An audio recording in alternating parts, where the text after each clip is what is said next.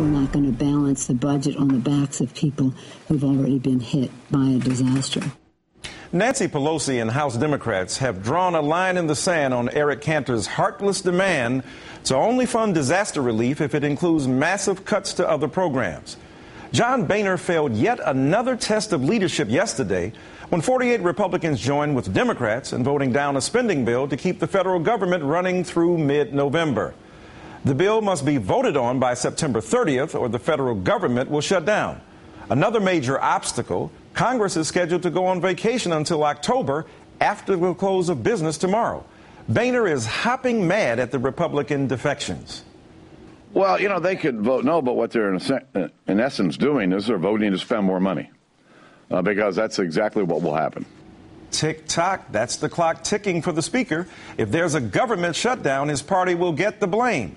Tonight, Politico reports that Republicans will not yield to the Democrat demands, and they will try and ram the same bill down through the House's throat. But Senate Democrats are holding the line. They say unless the House bill is changed, it is dead on arrival in the Senate. And it appears tonight, Boehner is not changing the bill very much at all. Joining me now is MSNBC political analyst and Bloomberg View columnist Jonathan Alter. Jonathan, welcome to the show. Hi, Michael. Look, is this Yogi Berra? Is this deja vu all over again? I mean, we look like we're getting into some dangerous territory of repeating what we just saw. Well, it's not quite the same as the debt limit where the consequences were really severe, a possible default of the United States. Right.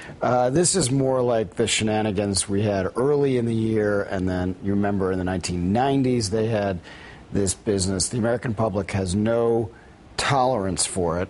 The problem that Boehner has is he now has to govern. So right now, as we speak, they're in the Rules Committee. They're in these emergency meetings within the Republican caucus to try to get their act together, which so far they haven't done. And if they don't, even though now they're trying to, blame this on some kind of Obama scandal by pulling in money from the failed solar energy company Solyndra. That's their latest gambit tonight is to save $100 million on that, to try to distract everybody's attention to a so-called Obama scandal. I don't think that's going to work. And at the end of the day, or tomorrow, they are going to be responsible. They have control of the House of Representatives. They couldn't get their act together yesterday. They are now facing unified opposition from Democrats, and Boehner is going to have to figure out how to make this work, or their already low poll ratings are going to go even lower. Well, though there are people who said, look, the Democrats haven't had a spine, so they look like they're finding a spine.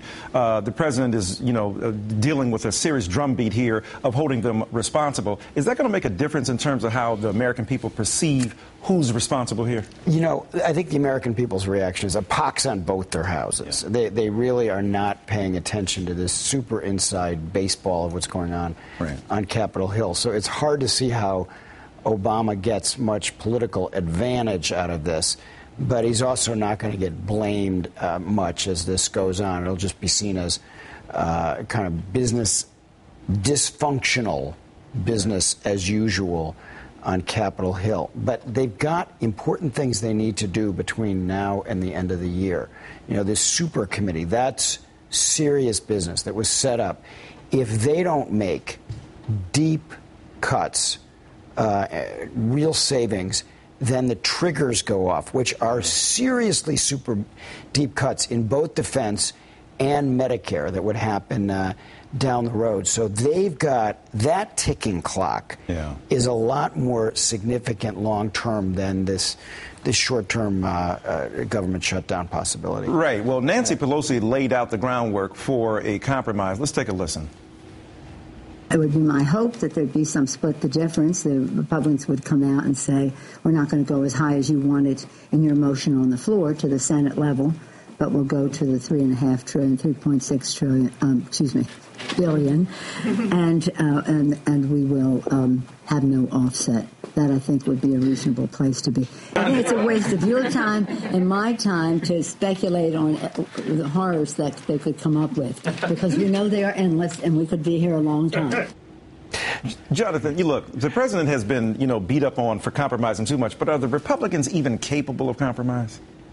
Yeah, they obviously came to some kind of a deal to avoid a default. They'll come to some kind of a deal on this. What fascinated me about that soundbite that we just saw is Nancy Pelosi, the Democratic leader, former speaker. Right. Even she is confusing billions and trillions at this point. So she's talking about, the reason she originally said 3.6 trillion is that's about the size of the money that the president just said he wants to save and cut a combination of tax increases and budget cuts over 10 years. That's the main show, is when we're using a T for trillion. When we're talking about a mere $3.6 billion, which is what's going on this week, it's kind of chicken feed. Yeah. Well, look, billions or trillions, if the government shuts down, what's going to happen? Well, what happens first is, people can't go to the Washington Monument, and then the Social Security checks start coming, and then everybody starts complaining about vital government services. One of the things that does happen is that people begin to realize all this hate government stuff is really not very relevant to their lives because they depend on government. And in that sense, it's not going to create a lot of new faith in government because all institutions are discredited, but it does remind people that the government does do important things for you every day. Well, look, on this issue in particular, it seems Obama has to be a bit Teflon-ish, if you will. Won't the Republicans be blamed for this? I think they probably will be, just because if you look at what happened over this summer, there's a sense that it was terrible for Obama. What got a lot less press is that the Republicans went down into single digits. They were as unpopular on Capitol Hill as ever. And so this probably will get blamed on them mostly. All right. MSNBC political analyst Jonathan Alter, thanks for joining us tonight. Bill O'Reilly and Sean Hannity are crying poverty again. The millionaires on Fox News can't stop whining about returning to the tax rates of the Clinton years. And the right-wing Obama derangement syndrome continues over a couple of diamond bracelets. Stay with us.